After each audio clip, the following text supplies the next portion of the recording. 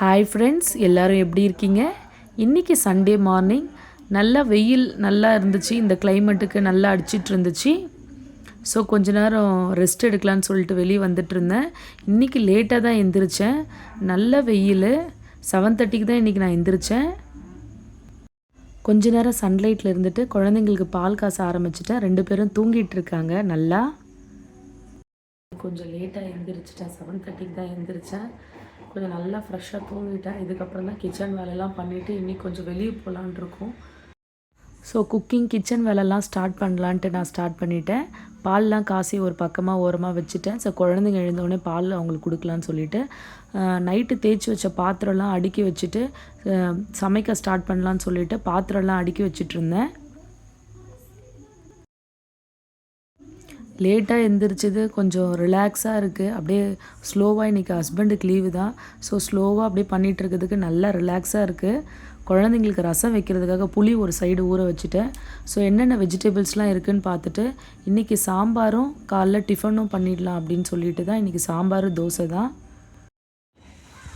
காய்கறிலாம் நறுக்கி வச்சுட்டு வந்திருக்கேன். பால்லாம் பசங்களுக்கு காசி வச்சுட்டு வந்திருக்கேன். சரி கொஞ்ச நேரம் ரெஸ்ட் எடுக்கலாம் அப்படின்னு சொல்லிட்டு கிளைமேட் மழை பெஞ்சு சென்னையே ஃபுல்லாக நனைஞ்சி ஃபுல்லாக சென்னையே ஏரி ஆயிடுச்சு. ஏரி ஆனதுக்கப்புறம் சரி கொஞ்சம் வெயில் அடிக்குதுன்னு சொல்லிட்டு ஃப்ரீயாகலான்னு சொல்லிட்டு ஃப்ரீயாக இருக்கலாம் வெயில்லன்னு சொல்லிட்டு வெளியே வந்தேன். பசங்க 2 பேரும் தூங்கிட்டு இருக்காங்க. அவங்க எந்திரிச்சதும் பால் கொடுக்கணும். அதுக்குள்ளே சமைச்சு முடிச்சிடணும். 8 மணி ஆயிடுச்சு. காலையிலே துணியெலாம் வாஷிங் மிஷினில் போட்டு துவைச்சி சரி காய வச்சிடலாம் அப்படின்னு சொல்லிட்டு குழந்தைங்களோட துணி, என்னோடய துணி, ஹஸ்பண்டோட துணி எல்லாமே காய வச்சாச்சு.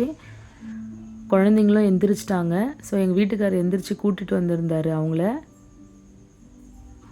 சரி அவங்க கூட கொஞ்ச நேரம் டைம் ஸ்பெண்ட் பண்ணலான்னு சொல்லிட்டு அவங்க கூட கொஞ்ச நேரம் டைம் ஸ்பெண்ட் பண்ணிகிட்டு இருந்தேன். வணக்கம் சொல்லு, வணக்கம் சொல்லு எல்லாருக்கும். பாப்பா பாப்பா வணக்கம் சொல்லுப்பா எல்லாருக்கும். வணக்கம். செல்லக்குட்டி மகிழினி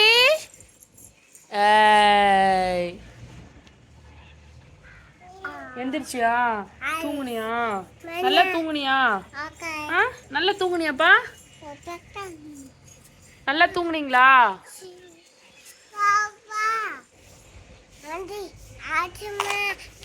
ஆர்த்தி வீட்டுக்கு தான் போகிறோம். ஆர்த்தி வீட்டுக்கு போகிறோம் இன்னைக்கு. அவங்களுக்கு சூடாக பால் கொடுக்கலான்னு சொல்லிட்டு 2 பேருக்கும் கொஞ்சோண்டு பூஸ்ட்டு போட்டு சூடாக ஆற்றி கொடுக்கலான்னு சொல்லிட்டு பண்ணிகிட்டு இருந்தேன். 2 பேரும் எந்திரிச்சிட்டாங்க. அவங்களுக்கு சூடாக போய் பூஸ்ட் எடுத்து போய் கொடுக்கலாம் குழந்தைங்களுக்கு. அப்புறம் குக்கிங் வேலை ஸ்டார்ட் பண்ண வேண்டியதுதான். ரொம்ப சூடாக இருக்குது. இப்போ தான் பால் காசு வச்சேன். சரி அவங்களுக்கு ஆற்றி போய் கொடுத்துட்டு வந்துடுறேன். ஒரு பக்கம் பருப்பு கொதிக்க வைக்கலான்னு சொல்லிட்டு பச்சை மிளகா, தக்காளி, வெங்காயம் அதெல்லாம் போட்டு பருப்பை கொதிக்க வச்சிட்ருந்தேன் ஒரு சைடு. அப்படியே குழந்தைங்களுக்கும் சைட் பை சைடு ரசம் வச்சிடலான்னு சொல்லிட்டு எல்லாமே அரைச்சிட்ருந்தேன்.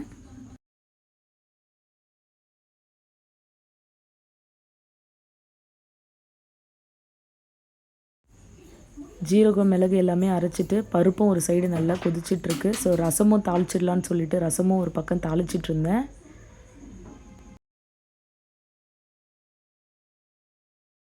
ரசம் ரெடி ஆகிட்டுருக்கு. பருப்பு நல்லா கொதிச்சிருச்சு. சாம்பார் வைக்க வேண்டியது தான். ஸோ அது சாம்பார் வைக்கிறதுக்காக அதுக்கான தாளிப்பு எல்லாமே ரெடி பண்ணி பருப்பை கடைஞ்சி சாம்பாரும் வச்சாச்சு.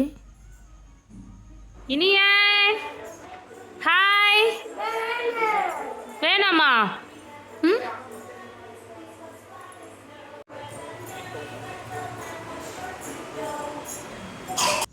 பன்னீர் ஃப்ரிட்ஜில் ஸ்டோர் பண்ணி வச்சுருந்தேன். அது ஆஃப்டர்நூனுக்கு பன்னீர் 65 பண்ணிடலான்னு சொல்லிட்டு அதை எடுத்து வெளியே வச்சு மசாலாலாம் போட்டு ஸ்டோர் பண்ணி வைக்கலான்னு சொல்லிட்டு அதை வெளியே எடுத்து வச்சுருந்தேன்.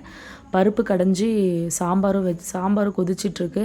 ஸோ பன்னீர் 65க்காக மசாலா இருக்குதுன்னு சொல்லிவிட்டு இஞ்சி பூண்டு பேஸ்ட்டு, உப்பு, கொஞ்சோண்டு மிளகாத்தூள் போட்டு கொஞ்ச நேரம் ஊற வச்சு தவாவில் வறுத்து எடுத்தோன்னா சூப்பராக இருக்கும் 65. எண்ணெயிலையும் பொரிச்சு எடுக்கலாம். பட் நான் தவாலே பண்ணிட்டேன்.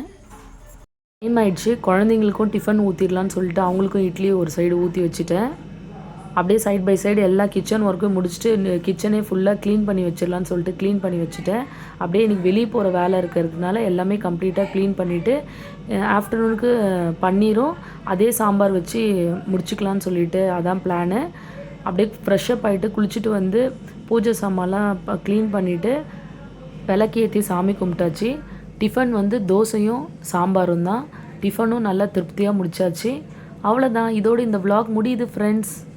என்னோடய வீடியோ பிடிச்சிருந்தால் லைக் பண்ணுங்கள். எனக்கு சப்போர்ட் பண்ணுற மாதிரி என்னோடய சேனலுக்கு சப்ஸ்கிரைப் பண்ணுங்கள் ஃப்ரெண்ட்ஸ். அடுத்த வீடியோவில் சந்திக்கிறேன்.